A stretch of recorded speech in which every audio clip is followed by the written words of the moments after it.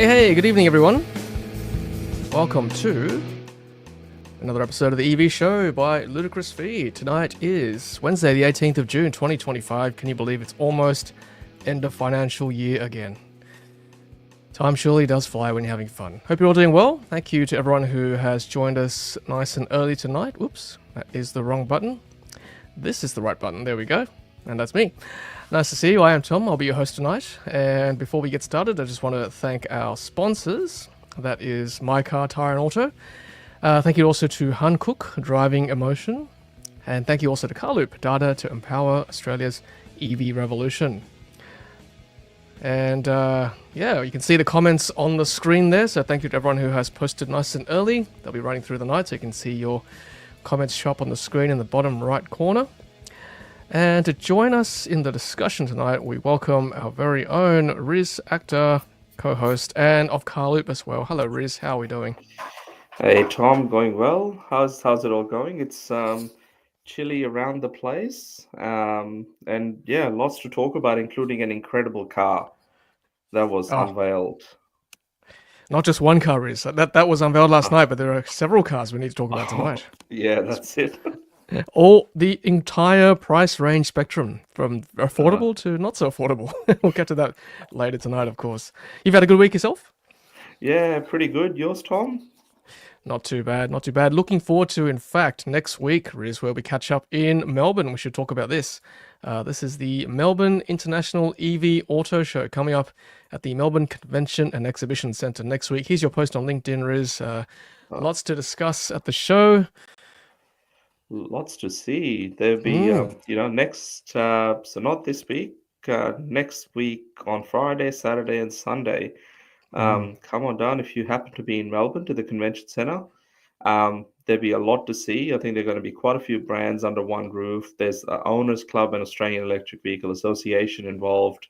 Ask questions, share thoughts, lots of expert panels, which I think, Tom, you'll be moderating a few of those as well.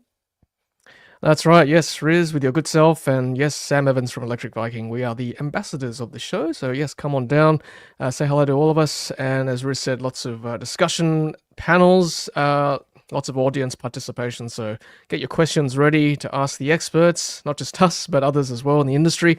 And here are some pictures from the last show. I think this is either Sydney or That's Melbourne. I it. can't remember. Yeah. This That's one a was Melbourne. ZKX. Melbourne. Yep. Xpeng G6. Yeah, so lots. In fact, I think they're giving away an Xpeng G6. So if you want to win, make sure you come on down.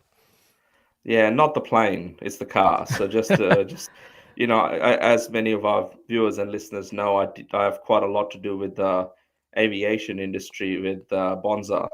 So definitely not the plane. It's a real car, straight from Guangzhou. So G6 will be up for grabs if you happen to purchase a ticket and join at the show. Yeah, Riz, you can't give away Bonza planes at the moment, can you? It's tough out there. It's a tough market in aviation. Absolutely. Yeah, so Melbourne EV Show, come on down, say hello to me and Riz and the Viking, of course. Let's say hello to some of our viewers who've joined early. Make sure you leave a comment. We've got comments in the bottom right corner, as you can see there. Roland does send his apologies tonight. He's got something family related, so we shout out to Roland, who's I'm sure watching either live or on replay. So yes, we'll see him hopefully next week. Yeah, John says waiting for Outback Tom and Off-Road Joy. New nicknames for us. Yes, check out our Hey, Canon Alpha. What is it? GWM Canon Alpha Ultra PHEV. I love GWM and their long names. They do bring out some long names. Riz. GWM Havel H6 GT. Oh my goodness, I love it. Fev, because it was Fev. PHEV at the end of that. That's right. Look, I review them because it's kind of a benchmark to compare it to the eventual all EV Ute, right? So hopefully we'll get one of those on the channel to review as well. Hey, just quickly touching on the Utes, I did see a post from Sawyer Merritt, who's US Tesla and EV news aggregator on X, and one of the new General Motor Utes has over 700 kilometers of range. Obviously, it Oh, has a 218 kilowatt hour battery pack, um, but can tow 5.5 tons. So that's just launched for a cool 92,000 US dollars. that's not as much as I thought it would be. I mean, it's 150 Yeah. Aussie, but considering a converted right-hand drive F-150 Lightning is pushing 200 plus, Yeah. that's not too bad actually. So, Yeah, I wouldn't mind seeing some of those here. We'll see. I know the LDV e-Terra 9, that's potentially on the cards, right? Coming soon. If not this year, next year. So we'll see. Fingers crossed. And I mean, the real question is, what's Rivian doing? Like, come on, guys. Like, we're a big, huge market. Huge, correct. Thank you, Strolling. Yes, we did reach 40,000 subs. Thanks very much. Thanks to all your support. Thank you, Richard, for joining us from cool, temperate Melbourne. It's cold here in Sydney. It's been all week. And yes, the new Leaf we'll talk about very shortly on the hopefully affordable end of the spectrum of tonight's chat. So stay tuned, everyone. What else? Who else have we got? So we've got Jeanette. Hello, Jeanette. Nice to see you. Hello, Rob S. Nice to see you as well. Hello, Mark B. Indeed. Hello, Pauline Dobson. Hello. Yes, Amber is doing good things this week. I think I made about $60 last week's stream, just by not turning the heater on. Some nice feed-in tariffs there in the cold. So we'll do another roundup of my bill, hopefully very soon. Hello, Lewis. Nice to see you. Hello, Tassie from a clear and crisp Hobart night. Hello. Hello, Kevin from Lakeland, Florida again. Hello. Hello, Aaron. Nice to see you. Also, we got member-wise. I've got a joke from Jeremy. Doctor, is there a cure for getting old? Doctor says yes. Go very fast in an EV, then brake very hard. It's regenerating. Nice one. Hello, Jean from Southwest Sydney. Hello, Ray. Hello. Hello, Paul Taylor. Hello, Adam Peck. Thanks, everyone, for joining us nice and early tonight. All right, let's do one more plug before we get into tonight's stories. So, yes, I can't move on without just showing. Yes, my BYD Seal is still on the market. Had a couple of offers, probably not too serious, but that's all right. We'll keep going with the sale. And this is a posting on Roscoe's amazing EV website. So just if you want to have a look at that, it's on his website, his platform. So there's some pictures of my Seal for sale. Nothing wrong with the car. Still as good as it was on day one. In fact, better because of the updates. It's just that I'm not driving it very much anymore. It just seems a waste to be in my garage all the time. So there she is with blue calipers on. She will be missed if she is sold. To the highest bidder. That's right. To the highest bidder. So. Don't hold back. That's right. All right, let's share tonight's top story, Riz, which is, of course, drumroll please, Nissan Leaf launching the next generation with more range, new plug, thank goodness, and V2L. So all good things coming to the Nissan Leaf, which hopefully will come here, next year or year after? We'll see. Yeah, 15 years since the original Nissan Leaf was sort of unveiled. And I think in Australia they arrived in 2012 or 2013. So here it is, and it's just being unveiled overnight on a YouTube live stream, which I thought they'd have a little bit more information in it, but it goes for about 11 minutes. Feel free to check it out on Nissan's channel, but it's got some interesting highlights, Tom. Yeah, Riz, I think it looks more like an SUV versus like a hatch for the first two generations of the Leaf. And I saw as well, it's moved from Chatter mode to CCS, which is probably the sensible thing to do, given that it's becoming like the universal standard outside of the US. And it's got a bigger battery as well, 75 kilowatt hour, I read. So hopefully we're pushing 450 Ks of real world range. That'd be nice. Yeah, I think they've got two packs there, 56 and maybe 72. The smaller pack's around 430-ish, and the bigger pack they claim is over 600 kilometers. I mean, they're packed. I mean, they're sort of paired with some pretty, let's just say, moderately powerful motors. 160 kilowatts. I mean, most kid scooters have more than that these days. But it's a little bit on the slow end as well, but that's not what the Leaf is about. It is an iconic vehicle in its own self. The design, what do you think, Tom? What do you think, like from that angle right there, like which, for those listening on the audio podcast, we're sort of looking at the side angle of the new Nissan Leaf. Yeah, as I said earlier, it looks very SUV-ish like. In fact, a kind of almost Model Y-esque. It's got that fastback, egg-shaped out the back, very curved up the front as well. Nice turquoise blue. Charge port is on the front right, just above the wheel arch there on the front. Yeah, look, I think, SUVs along with utes, are kind of the flavor of the month in this country. So if this ever does reach our shores in reasonable time at a reasonable price, with reasonable specs, I think this will actually hopefully do well again. But the question is, can they sell this at a decent price to compete with the Chinese SUVs? This is the $1 million question. Well, that's exactly it, right? So the word on the streets around Tokyo is that this is based on the Nissan Ariya, which we have not received yet. And apparently, New Zealand, it was delayed by quite a while, and they received it, I think, earlier this year. Very expensive, whichever market the Ariya has been in. Now, if this is supposed to be more streamlined, more, let's call it affordable, I still can't see this car landing under 50 grand, even in its base variant. And that's very similar to what the old Leaf was. And that's where the Chinese, such as the BYD products, pretty much every feature they've mentioned in there, apart from maybe the fact the infotainment screen comes with Android Automotive built in, which is like the Polestar and Volvo system. Um, Everything else, I think, even the BYD Atto 2, which is supposed to come out in Q4 as a small SUV, that has all of it. Mm. Yeah, I mean, I'm not sure whether you mentioned the dimensions, but to me, it looks very much like an Atto 3 size vehicle, MG S5, right? That 4.5 meter length car. So small to medium SUV, as you said. And look, I'm driving the S5 now. That's starting at $40,000 on the road, thereabouts, right? So as you said, it needs to compete in that space. Otherwise, it's just not worth looking at. If it's pretty much got the same features. Look, the interior looks a lot better, I must say. And luckily, it's liquid cooled now, so there are definitely improvements. The interior as well. Do you think the dual screen setup they've got there looks a little bit like the high-end Kia-esque? Yeah, definitely. Definitely taken taken a leaf Leaf out out of that of, book. or the Leaf? um, yeah. It looks like the Kona. Looks like the Kias, like you said. Hyundai's. Yeah, that's not a bad thing. I think two screens is not a bad thing at all. And I think Android Automotive is great. It's got native trip planning.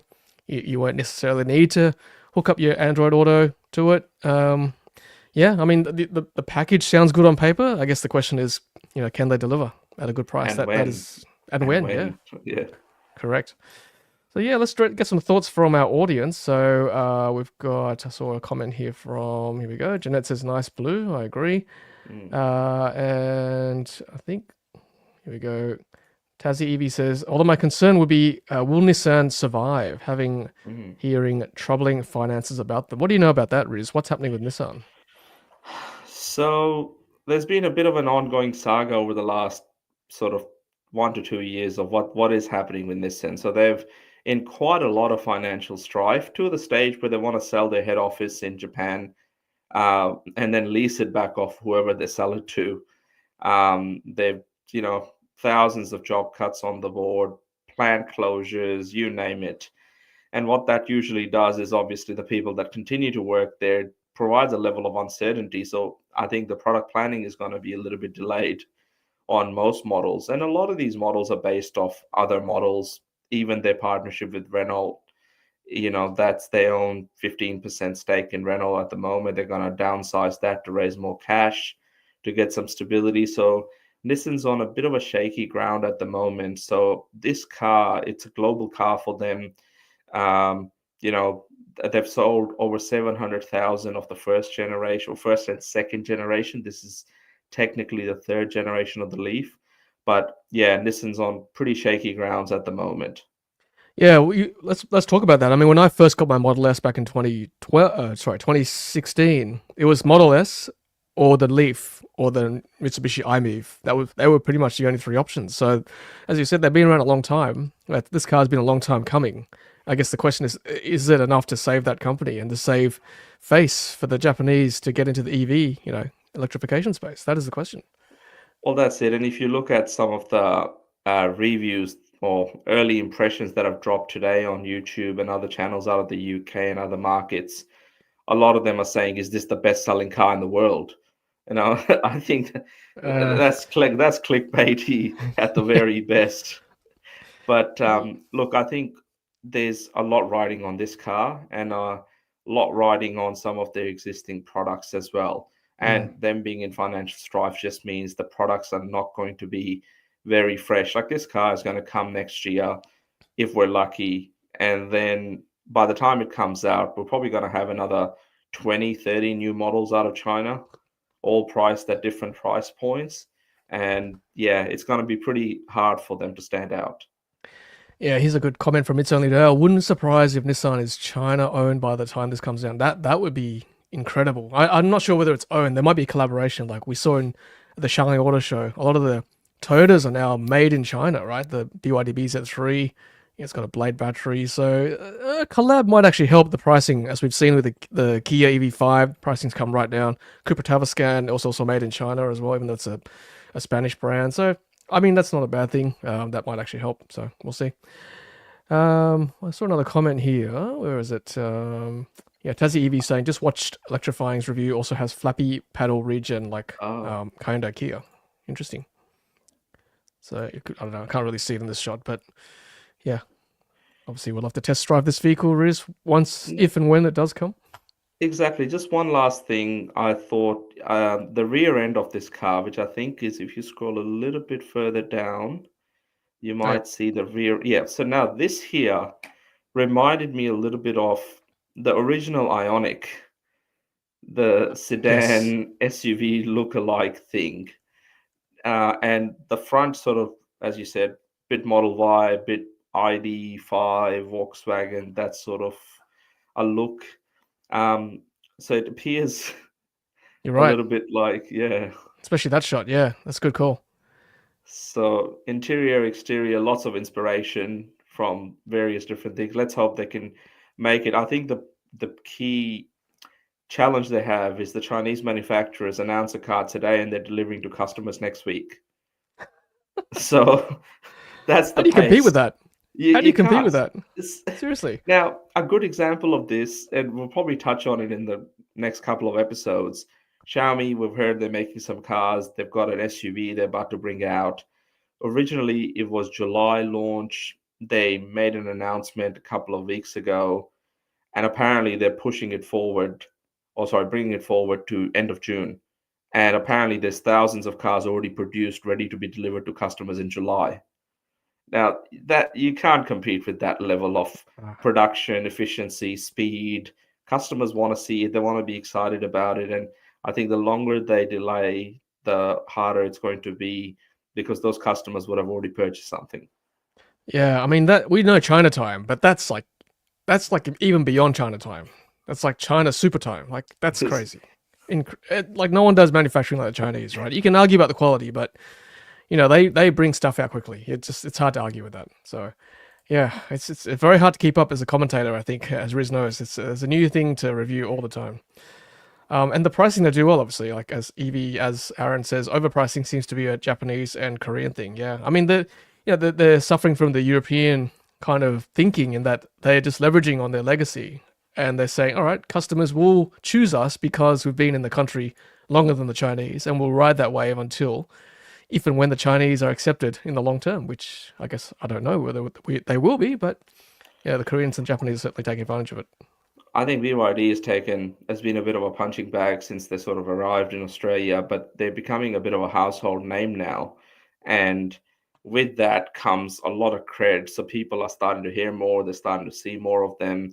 Then they're like, well, there's other new brands as well. If their cars are that good, then possibly there's other brands that are offering cheaper, better product.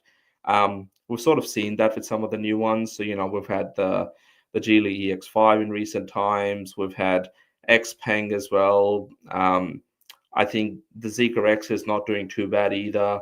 But all of these new brands um, were unknown, but there's a bit of a following behind them. And I think that that's very hard for the Japanese legacy operations in Australia to see. Well, when you've got influencers and content creators in China doing 3 live streams at once at an auto show, it's hard to compete with that as well. That kind of Yeah. publicity. I mean, Michael makes a good point here. One downfall for Chinese making model changes so quickly is the ongoing supply of parts. That could be a downfall. That is very true, Michael. Now, Michael, actually, this is probably a bit of a live stream exclusive here. I Oh, have seen some of the local parts operations that are starting to come together now in recent times, and I think these challenges will go away in the next 6 months or so for all new brands, because they want to compete in this space. They've got to have parts, they've got to have local supply. Nobody wants to hang around for 6 months waiting for a small bumper bar because someone being them in the car park of a shopping center. So I think they understand how critical this is. So part supply is building. I would report more stuff in as I get to see it sort of on the ground. But hopefully that can give more confidence to, people thinking about buying a newer brand. Yeah, no, it's a great comment by Michael. I mean, every media thing I attend, it's always a question from someone asking about parts and service and warranty and all that kind of stuff. Because look, let's face it, Australia's a big country, right? We have our population spread out a huge area, so we not only need the parts, but we need the network as well. We need Xpeng, Deepal, these guys to have service centers, whether it's in-house or third party, to be able to respond to issues or repair things or whatever it is. We need to build that confidence. So brands really have taken decades to build that kind of trust. The Chinese are trying to do it in like 5 years. Can they succeed? That's the question. Exactly. I mean, you'd only have to look at, this might be an extreme example, but let's take Geely, right? They launched in March. Tom, you were there. We were at Luna Park. They launched, they announced the pricing. And at that time, they said they have about 19 or 20 dealers. And within 2 months or so, they're nearly close to 30. 25, 26 have officially been announced, but there's a lot more in the works. Now, if that's the pace that they're able to build a dealer network, put it into perspective, MG, which is one of the bigger brands, has around 90 to 100 dealers. Most large brands have around about 100 dealers. Toyota, I think, might have over 200 in the country. So if you think about that, that's very rapid, as you sort of say, Tom, around expansion. And I think they're coming in with some serious money. A lot of dealers, they have limited space, so they've got to drop a brand to pick a brand up. So which brands do they drop? And I saw one of the local Nissan dealers sort of take the signage off. So I'm not sure what's going to go on, probably a Chinese brand, but it's interesting times in that dealer space as well. Yeah, it's a great point, Reese. I mean, the market is a pie, right? The pie is not really getting bigger in this country, so you can't have infinite number of brands coming. They're all jostling for the same space. So, yeah, like you said, someone's going to drop someone to get another brand in. It's very much transitional at the moment. Very interesting for a commentator to watch, that's for sure. As Pauline says, a 300-kilometer round trip for a test drive or service is not appealing at all. You can add not just Sydney-centric, Melbourne-centric, Brisbane-centric. We do center around capital cities just by the nature of our population. But yeah, that's the challenge for any new brand to service everyone, everywhere. Good comment from Sheen, or I don't know if this is true or not. BYD New Zealand taking parts from showroom cars to keep customers happy. Wow, okay. Whatever it takes, hey? I've actually heard of that as well. I spoke to one of the senior BYD leaders from New Zealand when I was in China, and yeah, they say that's the level of customer service they offer. Yeah, Michael's saying the same thing as well, so there must be some truth in that.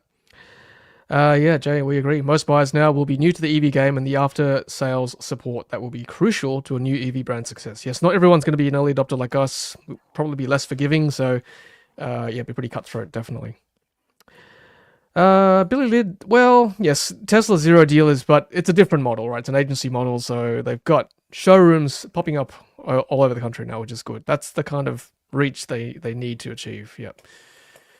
All right, let's keep going. We might just do a few sort of mid or end of financial year specials. We're not bought by any of these brands. We're not paid by them, so we're just showing you what's available. So Xpeng G6. The 10-year warranty is ending soon for end of this month. I mean, 10-year warranty is fantastic. We know MG do it regularly. They believe in the product, so good to see Xpeng also doing this as well and getting behind their product as well. So yeah, additional 5 years manufacturer and 2 years for the battery. So that's quite a good deal. Hopefully you can sort of negotiate that if you buy it after the end of financial year. Speaking of Xpeng, Riz, yeah, here we go. Xpeng appealing to high rollers. At Sydney's Crown Building in Barangaroo. There's no casino just yet, I don't think. I can't remember what the licensing issue is right now, but yeah, it looks pretty schmick in that top end of town. Oh, that's right, Tom. It's pretty close to, I think, public transport as well, Barangaroo, so easy for people to get to, and a lot of foot traffic, I guess. Yes, absolutely. Yeah, it's very close to the metro station, the new one in Barangaroo. So yeah, not a bad spot. Rolex is nearby. Some other top end brands is there as well. So yeah, if you're in that area, check it out. Sam's asking any further any further updates on the Xpeng Supercharger. Uh, Not that we know of. I did hear that someone apparently took their car to the Box Hill Supercharger, the gentleman whose video we shared that had it unsuccessful last week. Someone else went down and apparently it seemed to work. Um, so maybe there is some work being undertaken at the moment. Mm.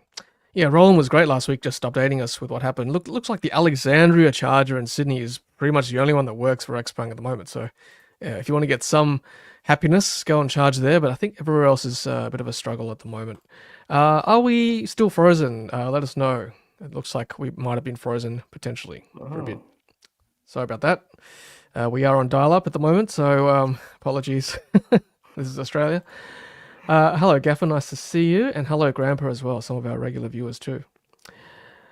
Michael's saying, hoping for winners from the blackjack table to go down and buy a car. That's right. I'm going to put my Xpeng on black.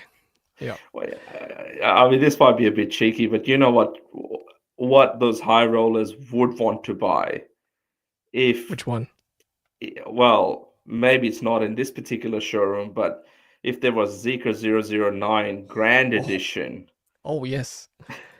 the That's coming, right? four-seater, I think it Yeah. is coming, the four-seater people mover with a 40-plus inch screen that separates you from the front sort of driver and passengers, reclining seats, massage seats. I think you get a couple of masseurs thrown in there as well. It's all that's the level of luxury that some of those high net worth individuals that once they are done collecting the proceeds would be quite happy to travel around in if they got to experience it. So, Zeke Australia, if you're listening, maybe, the 009 Grand Or needs to pay a visit. once they're sick of losing, they can be shuttled home in that 009 grand. Or that flying car, anything's possible.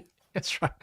Actually, if you want to see the 009 grand that Riz is talking about, in my Geely video when we went to China with Joy, there is we sort of walked into one of those four-seated 009s with the big screen, so that is quite interesting to have a look at. It's something else. A little birdie tells me that the Chatswood store that's opening in Sydney will have a family of those 009s to showcase when they open. So, yeah, if you're in Chatswood on the North Shore of Sydney, that's where you want to be to check those out. Thanks for the assurance there. Thanks, Scotty. Yes, we're alive and well on my screen. The dial-up 48.8. What was it? 56.6K modem is working Yeah, well. that's it. I upgraded from 28.8 last week, so thanks everyone. All right, let's keep pushing on. So another deal here from Polestar. Again, we are not paid by any of these brands. We just want to highlight what deals are on at the moment. So drive away for $57,000 for some pre-selected, pre-configured Polestar 2s. That's not a bad deal indeed for rear-wheel drive Polestar 2. That's it. The rear-wheel drive part. It is a improved, more fun car since they did the sort of midlife update to it back in 2023. Yes, the midlife crisis that Riz and I drove in Canberra a couple of years ago. That was fun, wasn't it? Tearing around the ACT. Yeah, like Polestar 2 is still a decent vehicle. Like for 57, that's not bad. Sitting around that the $55,000 to $60,000 sweet spot that a lot of the EVs seem to be in at the moment. Waiting for the Polestar 4 to come down, though. Then I'll take a look. But yeah, Polestar 2. They had an offer in there for Polestar 4. What do you think, Tom? $249 a week. What's that in terms of? That's a 3-year lease, is it? I think so. It's probably also the poverty pack, so it's not really the performance with the plus performance pack and the rest of it. But I hey, want a Roland. I want the Roland pack. We'll see. Roland pack is the grand pack, and I don't think that's $2,490 a week. That's right. We'll get to that car at the end of the stream, Riz. We've got a special one for everyone. Yeah, so 249 a week, what's it? That's times 50 weeks in a year. I can't do the maths. What, 10 grand a About year? what is it? So 10, 12 grand a year. yeah, 12. So you're paying for the depreciation. After 3 years, it's 35 grand. Yeah, it's not bad. It's not bad. Do I really want a Polestar 4 that bad? Uh, when I drive it again, I probably do every time I sit in one. But yeah, the price will come down. I'll just keep waiting, Yeah. I think. Yeah. Yeah, I'm not too keen to lock myself into a lease anymore or a loan just quietly. Mm. It is painful after a while, but look, I guess the option's there at least. It's good.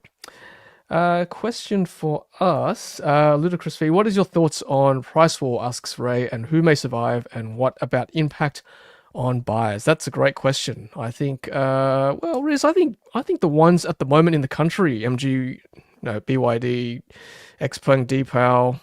I think most of them should survive. We're seeing probably the best of the best come out of China. There's a lot more in China that probably won't even make it out of the country. So I'm pretty confident the most of them we see will be here in the next few years. Riz, what are your thoughts?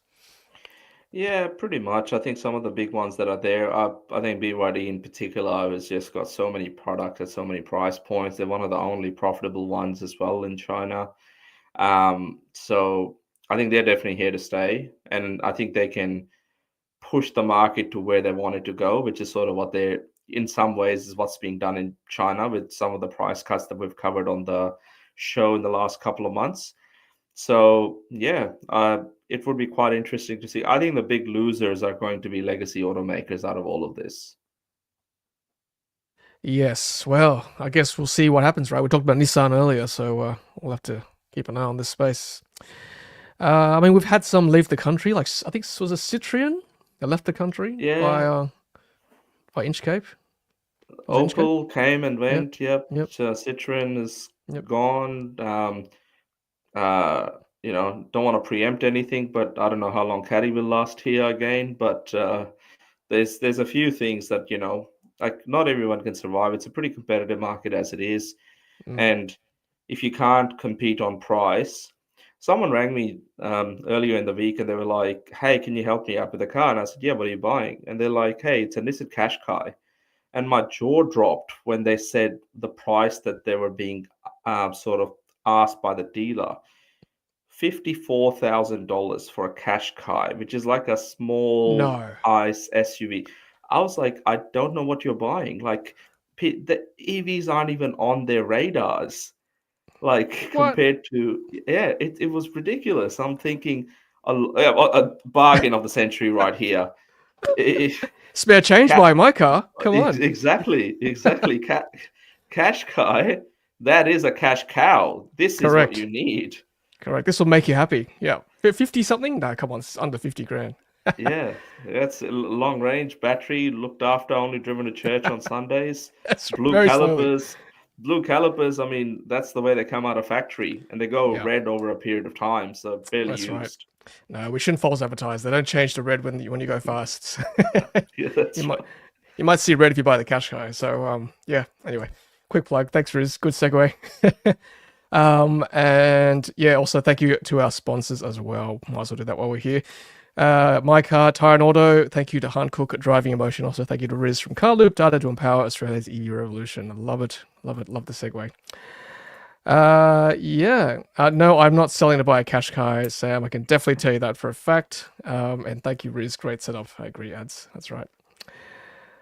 All right.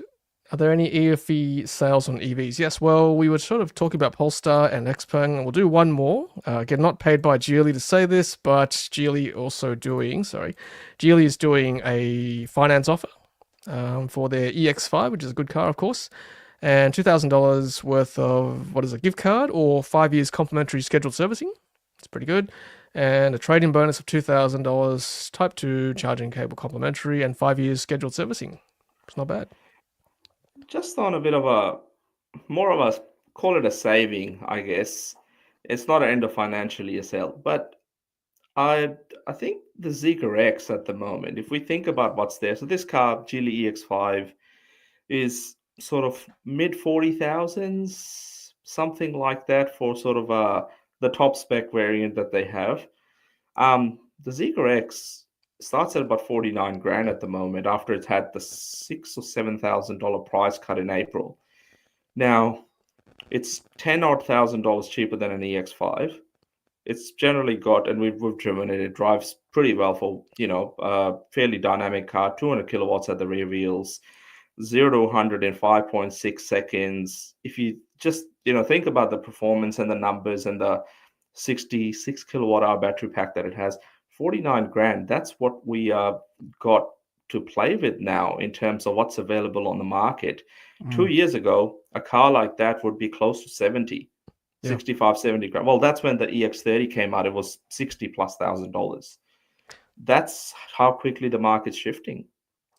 I must say, Riz, I'm again not paid by Zeekr, but I'm surprised the X is not selling more than it should be. Like, if people actually drove that car around, it is quite zippy for that kind of price. It's insane. And the interior, look, not everyone's cup of tea, I know, but the infotainment system is pretty rock solid. And it's quite a little, compact little vehicle. So not a family car, no, but it's not a bad little runabout town, and the occasional kind of day trip. So yeah, surprised. I think this is the thing. The quality of vehicles has come right up, right? So what we're getting into the market now, as Tom, you mentioned earlier, the type of manufacturers that are coming out of China into the Australian market are just, like this. You can't fault the quality. You can't. Yes, the parts supply, we've spoken about that, and I think that's improving. But the rest of it, I think it's pretty solid from a product point of view, well engineered, well handling sort of cars. Yes, some of them will have a few software niggles here and there, but they're all OTA capable.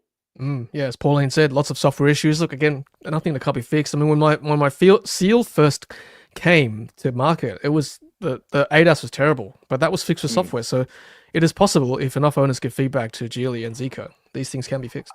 I think that's the key thing, and I can understand the frustration of some of the new owners around these vehicles, and maybe it goes back to the point you mentioned earlier, Tom, which is we were early adopters, and we were a lot more forgiving when we had phantom braking, when we had all these other issues that we've had, wipers that don't work properly. There were many issues that early adopters faced, charging infrastructure, broken chargers, all of those things. Now I guess the owners just want things to work as soon as they get out of the box. Having said that, the software in legacy automaker EVs is not great either. And there's a very, very, two big brands in Australia that sell reasonable amount of EVs, and they have some serious challenges around their software, driver attention system, speed warnings, regen braking, whole lot of things. Literally, those cars are far more dangerous to drive than what we've got in some of the new products that we're talking about, because at least with the newer products, the teams are listening, they're active, they're hungry to make those changes to ensure the customers are fairly satisfied with the product because they have taken a gamble on a new brand. So, I think, like you said, Tom, those cars have improved. And I'm pleasantly surprised every time I get into one of the BYD products, because when you and I first drove it in August 2022, there were no maps. There was barely any navigation. There was no CarPlay. There was no Android Auto. There was none of those, the easy to navigate through the infotainment system. All of those things were just not there. And you get into a 2-year-old Atto 3 now, or a 4 or 5-year-old Tesla now, it's a lot better of a car than what they were originally. So I think a little bit of patience. I think these brands will solve all of those niggles. But as a product where it stands, it's far better. I think we have the luxury of being able to drive a lot of different cars and know what works and what doesn't work. And not everyone gets that opportunity. But all that content is available on your channel, Tom. Yeah, and also I want to thank the viewers too for providing feedback in the comments section too, because I'm not an owner, right? So I can't give you long-term perspective on these vehicles, but that's what the comments are from owners and people who've driven a bit more to tell me, okay, no, there's something wrong with this or that. Then I'm also informed as well. So yeah, thankful for the audience. I wanted to highlight this too, Tassie, for Riz. Name names, Riz. Who are you talking about? These legacy brands that look, got shoddy software. I think Tassie Palestine knows who they are. It's I very think close to his heart as well. I So think yes, I think I know who you're talking about too. I think Tassie might have one of these. Yeah. So, but you're right. The feedback that we give is important. I mean, having gone to China a couple of times with these brands, the Chinese are actually quite receptive. They're even sometimes surprised by the feedback we give them about the software. So I think the more feedback we give via forums and by YouTube videos and whatnot, I think that's only better for us and just for new EV owners as well. Because if you're having problems with it, chances are it's probably problematic for a lot of other owners too. So keep those feedback comments coming. one other quick one, just to round this up, I think, Sure. is that a lot of these new brands, this is advice to them. If you're planning on launching cars and if you're planning on bringing them to the Australian market in particular, if you're not doing local ride and handling sort of tuning, that's okay because a lot of them are very well designed these days. You don't always need local ride and handling tuning, but I think local tuning of the ADAS system, also the ADAS system that's been tested by engineers, but then given to people who are real owners who can put them through real paces before you do a big press or media event and launch the car. We saw what happened to Deepal, the SO7.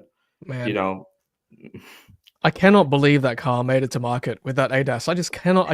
I'm still dumbstruck at how they allowed that to be tested by content creators and allowed to be test driven by the public before fixing it. I still can't believe it. It's just such a good car. It's just the ADAS is just yeah, it's almost undrivable with it on. I've yeah, said that many times publicly, and Rizwan, I think you agree as well. 100%. But from the way it looks, the build quality, the premiumness, Yep. apparently at the Melbourne Motor Show, we were told by the distributor that the new software update was a week away from that time to Yes. being rolled out. So I'd love to drive it again because I think, Tom, that car was genuinely a good car. That's also on special at the moment at 49 grand drive Oh. away. Hopefully, if they have a bit of a, if we get a chance to drive it again, we can really see what like it was undrivable. If you can Yeah. drive it, it's a big improvement. But the speed, this has all happened within 4 or 5 months. Mm. And I think that is very significant how quickly they're listening to feedback and they can make those changes. Legacy automakers would rather go pay hundreds of millions of dollars in a lawsuit. Toyota's done that plenty of times. Ford has done that with their DCT transmissions that they had with the Focuses, Mm. um, rather than fixing the actual issues, where I think these manufacturers are quite interested in making it happen. Yeah, that's right. Well, Daryl's saying that his decal got updated today. There you go. That's Ooh. good. We'll have to get another press car, I think, to double check that and verify that for you, Daryl. That's great. I'm very, very happy. I mean, the only other bugbear I have with the car is the slower charging speed at 89. But if you don't charge, sorry, 92, is it 92 kilowatts? If you don't Nice. DC fast charge too often, then probably not a big issue. But yeah, such good money, such a good car for the money, as Ads is saying. It's luxurious for the money. It is very nice on the inside, I gotta say. All right. Great discussion, everyone. Fantastic. Keep those comments coming.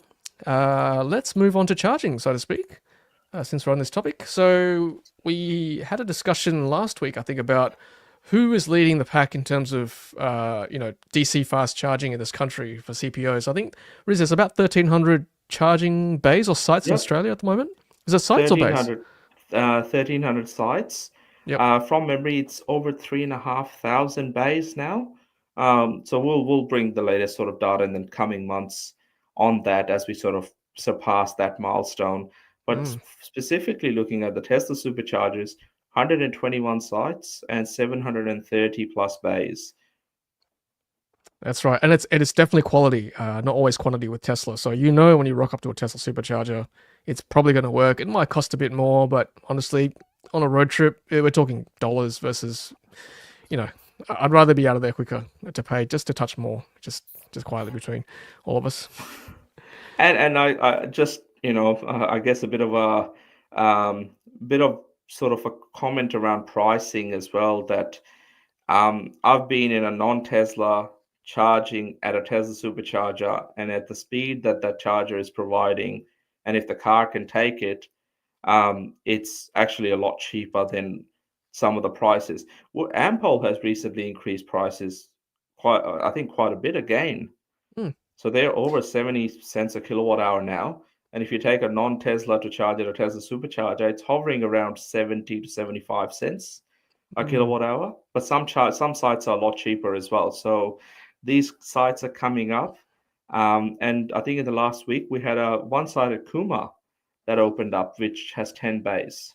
Yes, we'll get to that very shortly, but I agree, Riz, if it's dynamic pricing as well, some of these superchargers. So time of day, if you charge, outside of peak hours, and it can be quite cheap. I charged or tested some of the non-Tesla EVs recently at about 86 cents in Chatswood, like middle of the day. Expensive, but you know it's going to work, right? That's the thing. Oh, we've got some Xpeng news, Riz. Let's have a look at this. So Andrew says, went to Xpeng Barangaroo showroom today. Good. Some updates. G6 2025 likely launch in early 2026. Okay, not quite China time, but it's coming. G9 expected to launch 2025, late 2025 or early 26. Okay, good. And X9 is likely coming to the market below 91 Ks. Okay, below LCT. All right, good. Yeah, we saw that in Hong Kong recently, Riz. It's pretty plush looking vehicle, so that'll compete with a 009 from Zeekr. That is that is a very plush vehicle. I guess it'd be a true test of time to see if people are ready to buy some interesting looking people mover sort of vehicles. Yeah, if you want to check out what that looks like, look at my Xpeng video from Hong Kong as well. And Andrew says, and software updates in final testing for Tesla superchargers. Yes, we'll have to get rolling to get out and test them again for us. Andrew, can you confirm whether that's final testing from Xpeng side, or if it's final testing from Tesla's side, or if it's a bit of both? Yeah, on your next casino trip to Barangaroo, let us know. That's right. On your way out. It's good. Good, you guys and girls are giving us this feedback. It's great. Yeah. This is how we propagate news. Good news anyway. All right. Max is asking, if you had to choose a non-Tesla to use a supercharger, what would you pick? I reckon your best bet is to choose a 400-volt car if you want to get your best bang for buck. If you choose an 800-volt car, it's probably going to be limited to 100 kilowatts, whereas a 400-volt car, like a Polestar, you can get like 150s pretty easily. Easy. So, yep, that'd be my pick. The question is, will the dealer or the showroom tell you if it's an 800-volt or 400-volt car? That is the other thing. I probably won't. So stay tuned to me and Riz. We'll let you know. That's it. Awesome. And Daryl says, we'll test our G6 on the Tesla network again. Thank you, Daryl. We need you guys to keep testing it for us. We can't test everything. And Andrew's saying it's testing on both ends. Great. But dealer says software is deployed by Tesla and not Xpeng. Yep, that makes sense to what they was telling us too. Awesome. Now, Riz did mention a multi-stall Tesla supercharger. This is in Cooma, so just in time for the ski season and the school holidays in New South Wales. This is a great site. 10 stalls. And I had a friend visit from Singapore recently in a Tesla. I'm sure Darren won't mind me saying this, but he went out to test these on his way to the snow, and he says they're fantastic. They're a really good site, and they are open to non-Teslas, I think. I can see some QR codes there, so well done to Tesla for opening this. Like the current Cooma, well, the other Cooma site at the Coles car park, there's only three stalls, whereas this is like 10 V4s, so this is fantastic. It's really good. And I guess Cooma is like a good destination on the way to the New South Wales Snowy Mountains. You're probably going to stop by Cooma on the way there. So fantastic. Great to see Tesla doing this for the EV community. And Scotty's saying, yes, Bunnings are also rolling out DC chargers too. Yes, I saw that this week in the news. It's excellent. Now, moving on to more charging news. So this is the city of Newcastle, saying it's close to completing a near tripling of its public EV charging network. 34 new charging ports across 11 locations. That's fantastic. Very good. So, yeah, New South Wales is growing as a city in general, so great to see them installing more EV chargers too. There you go. You can read that article for yourselves to see where they are.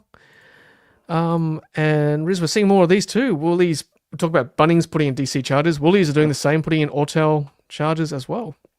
Yeah, that's great. What do they sit on? Do we know what network they sit on? I think it's ChargeFox. It's ChargeFox? Okay, great. Yeah. I've used these before in Yes. They saved us when my Xpeng wouldn't charge at the Yes supercharger, but they do work very well. They've got a nice screen. The only thing is they power share, so 44... Was it 44? No, 40... 48 or something. They've dropped very 46, quickly. yeah. 46, yeah. 46 drops very quickly to 23 if someone else joins you on that same thing. That's the only downside, but I suppose in the city at Woolies, that's probably enough time to get like to 80% within the hours you do your shop inside. So not a bad idea for Woolies customers. Ross, I agree. All chargers, Tesla or not, should be open to all cars. Yeah, I think eventually that'll be the case. Look, I'm glad in New South Wales, a lot of our new Tesla superchargers are open to all because they've received part government funding from the New South Wales government, who are quite progressive on that front. So hopefully Victoria and the rest will also follow suit over time. Jeanette says we need more drive-through chargers. Yep, that's also true for those who are towing with trailers. Yes, terrible to unhitch and to charge. That, pain in the butt. What are your thoughts of introducing induction charging? I don't know. Riz, I don't know about you, but I'm not sure it's worth it at this stage of the game. We're still early days, right? We need more chargers, full stop, not induction chargers. Yeah, maybe for some applications like robotaxis, which is still a couple of years away in Australia anyway. I think for most other things, having that, to be honest, instead of wireless charging, I'd prefer battery swapping because that, we know it works. Neo's done tens of millions of those battery swaps. And I think what's happening in China might lead to, more general adoption of battery swapping systems because CATL, biggest battery maker in the world, is very serious. They've invested multiple times into Neo, and now they are, I think, pretty serious about rolling out their own standardized battery swapping technology as well, which most manufacturers will take up. So having options for both could be an opportunity. If you live in an apartment, once a week, you go out, swap your battery for, 5 minutes or whatever. It's like taking your car through one of those automatic car washes. But then at the same time, wireless technology, if it gets better, it's easy to sort of, build the infrastructure around it, and it offers the right charging speeds in parking bays, like work parking bays where people park for 5-6 hours or plus a day. Makes sense. But yeah, I think it's still a little bit away. Yep. Remember those old automatic washers with the big brushes? They'd scratch your car as you go in, so I don't recommend those, but if it's induction washing or touchless washing, maybe. What's the last one I saw? Laser wash. Oh, laser wash, yes. Yeah. Yes. Scotty, thanks for reminding us. Yes, ChargeFox for Woolies, everyday rewards points as well. Nice little bonus there. I saw the battery swap tech in China at the Auto Shanghai show. Neo had a demo, and I think Cattle had a demo as well. It is pretty quick, like 3 minutes in and out, so very fast. Cool. All right. Let's keep going. So we're talking about other brands doing charging. So this is Xpeng rolling out their first joint charging station with BP Pulse. Is this in China? It must be. Yeah, Guangzhou. Yeah. So, I mean, we'd love to see Xpeng, BYD, Zeekr, maybe even Huawei bring networks here to Australia to complement the Tesla network and others. Instead of us relying on one brand, it'd be good to have others doing the same thing as well. We need to see that. I mean, one company that continues to sort of amaze me in many ways, and especially in the last couple of months, is BYD, since they announced their 1 megawatt charging system, and then very quickly they had plans to roll out a few hundred. Now it's a few thousand. They've already picked 2 big installers in China. Even today, I think, or yesterday, they announced 2 more, the biggest charge point operators in the country that operate like, I think, 600,000 and 700,000 chargers each. They picked them to roll out more of their megawatt charging systems. So just blows you away the scale at which things happen. And that's just one brand out of, Xpeng, Neo, Li Auto. They've got the State Grid, which is the Chinese state government owned, which has lots of chargers along major highways. So it's just incredible at the pace. And like you said, Tom, hopefully we get to see a mixture of that in the coming years as brands compete and try and offer something unique to their customers. Yeah, my puny little mind can't even compute those numbers. Right? We're applauding 1,300 sites, and yet we're talking like hundreds of thousands in China. It's just insane. It's just next level. Crazy.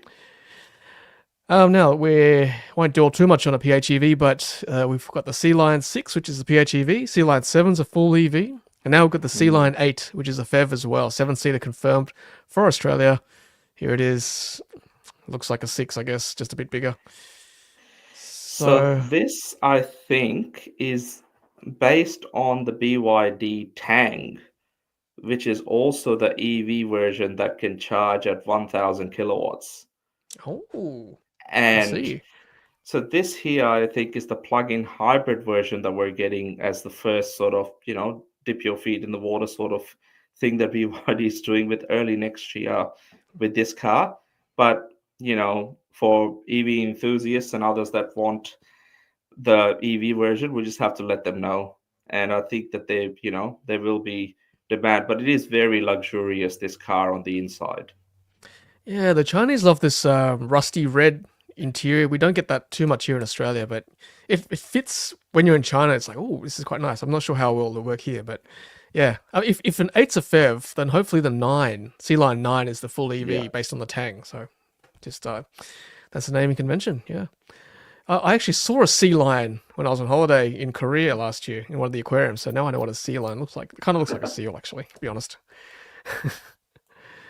Yeah. And now, a bit of Tesla news for a change. So this is some pictures of the Model S and Model X in the US. So yeah, a few changes to the lineup. As you said, Tom, keep the original the way it is. It's Tesla's taken your advice on board, and it's here it is. That's right. You can't change. You can't improve on perfection. This Model S design. But yeah, this looks like a few sort of small things. Really, like Yeah. front bumper camera and ambient lighting, new wheels, quieter cabin, all those kind of small improvements, better bushings, better range. Yeah, as you'd expect. And yeah, Model X has got more space for third row occupants as well. So yeah, it's a shame we just don't get them here in Australia anyway. Yep, stuck with the yoke steering and instrument cluster screen. I do like the wheels actually. Very chariot-like. Oh, that's an impressive looking wheel. Yeah, it's pretty cool. Yeah, Gaffer, the nose is ever so slightly different. Yes, I apologize. You're right. It looks like it can improve on perfection. Now, sticking with Tesla, we've got, yes, new 7-seater teased by Tesla. Here we go. That's what it looks like. Third row. Yeah.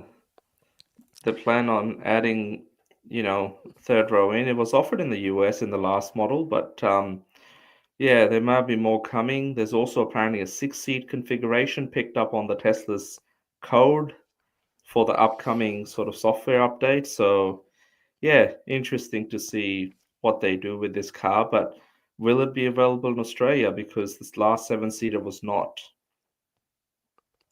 I mean, is there demand for a third row that's so squishy? Like that is tight, Yeah, man. Like, look at that's that. I know it's a render or whatever, but like there's like hardly any legroom there. There's no head head, what do you call it? no. Heads thingy. It's, And that's the window already. So it's going to be very small people or children in the back. So that's yeah. I even wonder about the safety of this being so close to the rear. I don't know, not from an ANCAP or anything, but there must be a demand in the US RIS that we're not seeing here for it.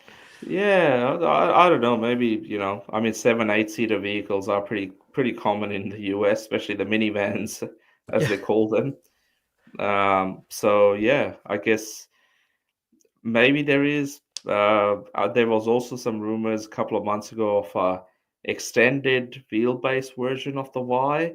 Hmm. If that comes, does that mean that this might be the picture from the last Model Y, but if that comes, would that mean that it's a bit more space that people may consider it? Hard to tell. I read an article from Cars Guy that interviewed Tom Drew, country manager of Australia. He was just saying that he doubts this will come to Australia because the Chinese don't have an appetite for a squishy 7-seater like this. So if they don't want it, then we're probably not going to get it either here in Australia. Yeah, I guess we'll watch this, but we should know pretty soon now. Yep. One more bit of Tesla news. So Tesla Vision, if you want to possibly get into the chance to win a trip to the US Gigafactory in Texas. then submit a video, I guess, 90 seconds or less. What are they? What's the criteria? So just some sort of video. Is it showing how much you love the brand? Assume, yeah. See how showing how Tesla vehicles give you more in your life, more freedom, all that stuff. So, yeah, just a little plug for that Tesla Vision contest. Sticking with Tesla, you mentioned earlier about phantom braking. So there is a class action underway for Tesla owners seeking compo for phantom braking. I mean, we've talked about phantom braking a few times on the channel. I have experienced it, probably less so these days. But then again, I'm not taking as many road trips in the Tesla, but it did happen early on, especially when you're trying to overtake big trucks. It does sort of jam the brakes all of a sudden. I just sort of learned to live with it, but I can understand people not being happy by this happening. Have you had any recently, Riz, on your trips? I haven't had any phantom braking for a while now, even in sort of regional towns when you're sort of going through on highways. But I guess, as we've sort of touched on, some of these issues have definitely sort of been worked on by Tesla. So the new software is a lot better at that. Remember, Tom, it used to get very scared on highways next to like trucks. Yep. So it would like Correct. slow right down, but now it's so confident. I think it's more confident than I would be around trucks. But yeah, I think this issue still, some of them people that are still experiencing it, I guess, there's probably a place to raise their concerns. I'm not entirely sure whether a class action is the way to go, but then again, I'm not a lawyer, so what do I know? Yeah, exactly. I mean, we'll keep an eye on this for sure. It's a very interesting bit of news anyway. Now comes the moment we've all been waiting for. We've talked about affordable vehicles, we've talked about mid-range SUVs, but hey, there's only one vehicle that's very close to me and Riz's heart, and that is, of course, the Rolls-Royce Spectre. And I believe this is actually not this car, but the Rolls-Royce Spectre will be at the Melbourne International EV Autoshow next week. So if you want to see a car worth $1 million on the road, that's where you want to be. But Riz, they've upped themselves here. Black badge Spectre. What is so good about the black badge? Look, it's black on black. It's the addition they needed to make to basically be featured in the newest and the greatest rap videos. So now that this has sort of come out, this is way over $1 million. By the time you option everything, including the umbrella, I think we'll be looking at $1.5 million. Mate, million is Now, the Povo pack. that's it. It's got to be above This that. this is the Spectre. Now, it's so impressive they don't even need to show you the car in this particular promo. You just need to know that the wheels themselves hold the Rolls-Royce in place. Yeah. So it's there, and I think that Rolls-Royce will be promoting this car to many, many wealthy individuals, including high net worth individuals, like the ones that have driven Spectre before, like Tom G himself. So if you want to know why there's a BYD Seal up for sale, this is what Tom's upgrading to. Lease payments of round about $3 million a week. So I'm selling my seal to make my first down payment. Yes. That's week 1, and then we'll see what we Awesome. do about week 2. Okay, so please help me out, everyone. But yeah, the RR standing up, that gets me every time. I love that. It's so cool. And then the pinstripe they paint on the side by that same Yeah. gentleman that's been doing it for the last 20 years, like that. Just small things like that is just incredible. And Riz, once you sell Bonza, please take me for a ride when you get one of these. That's what I'm thinking. So, if not that, it will be a Zeekr 009 Grand Edition that I might have to borrow from Zeekr Australia to take you around, Tom. Look, I had to sort of use Google AI to work out what the differences was so I can upgrade from my Spectre. Better powertrain, increased drive. What else? Better engineering, better lighting inside. Yep, yeah, all worth paying for, definitely. 23-inch wheels, why not, right? And we forgot to mention, it's Rolls-Royce's most powerful car ever. Most powerful car. So it's the most powerful Rolls-Royce ever. Now you may think, is this the limit of Rolls-Royce? Well, it isn't, because they make some jet engines that go onto planes, Oh, and yes. they are more powerful than what this car is capable of. But when you're on the ground, this is the best thing that the Spirit of Ecstasy produces. Oh, Spirit of Ecstasy. What a name, hey? When that thing pops up, it blows your mind away. Yeah. So we'll leave it at that. But just quick comments here from everyone. So umbrellas in the car from Michael. That's right. That umbrella is something else. Options, yeah, options. It's nothing without the options. What are the Spectre S towing onto? Yeah, we'll find out when we get a test drive. Big Black Betty, good name for it. Black is better than the best. Chum change for Riz, that's right. With a showcase a Tom cutout cardboard driver. Yeah, Yes, that costs money, my friend. that's Cardboard right. cutouts of myself are not free. That's nothing. Cue the Bond music. Wasn't the Spectre already a comfy drive? Yeah, it was, Nick. But you can always improve on comfy, can't you? It's yeah, Yeah, just next level. yeah. But I guess on this note, I guess we've got the EV show coming up next weekend, 27th to 27th to 29th or 29. 30th. Yep, That's 29. it, 27th, 29th of June. Yep, that's right. And Riz and myself will be there, of course, hosting some panels, chatting with you guys who are there, checking out some of the cars. Yeah, it's going to be a great show. Can't wait at the Melbourne Convention and Exhibition Centre in Melbourne. Should be good. Spirit of poverty. That's That's right. that's me at the moment. Trying to Tom, and Riz too, because he's still got to sell Bonza. So we're that's with right. you. I'm still waiting for buyers out there. It's I haven't got Santos. It's got a bid from Abu Dhabi, so I've got Bonza at the moment. We've got to get rid of. So spirit of poverty, it is. That's right. Too funny. All right. Well, thank you, Riz Akhtar, very much as always from Carloop. Hope you have a great week, Riz. What's up for you at the moment? To Tom, so I'm driving around in probably the closest thing I can get to a Spectre at the moment, while the sale of Bonza is yet to be confirmed, which is a Volvo EX90, twin power. It's very nice, very, very, very sweet Scandinavian. Yep. So I'll have more to share next time. But yeah, just getting ready for the show that's coming up, and yeah, and what's happening with you, Tom? You mentioned you've given the Canon Alpha back, and you've got the MG S5 you're reviewing at the moment. Yes, that's right. Had to give the PHEV back, part-time electric. So now to full-time electric in the S5, and I tell you what, it's a pretty good drive, and it'll give Geely EX5 a run for its money. So video dropping soon. We'll do a comparison with the EX5. I reckon that should hopefully stir some interest. And on the EX90 we've got as well is in the July school holidays. So we'll go for a long drive with that with the family. So it should be good. Great car. Yeah. Otherwise, thanks everyone for watching. And yeah, thanks for all your comments and all your contributions. We've learned a lot as well, me and Riz. Not just we just don't give info, but we take as well. So I really appreciate all your participation. And again, Riz and myself will be at the Melbourne EV show next week. We've got one more show before then on the live stream, so stay tuned. Next Wednesday we'll be back, hopefully with Roland. Otherwise, from Riz and myself, it's happy charging. Thanks everyone. Have a great night.